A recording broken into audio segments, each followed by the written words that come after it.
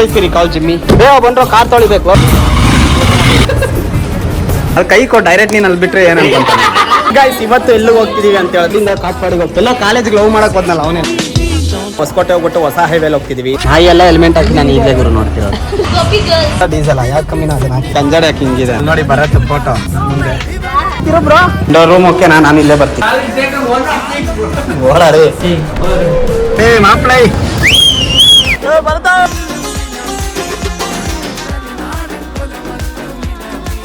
ಒಬ್ಬ ನೋಡಿ ಕಾಪಿ ಮಾಡ್ತೀನಿ. ರಸಂ ತರ ನಾ ಕೊಂಚ ರಸಂ ಸಾಕು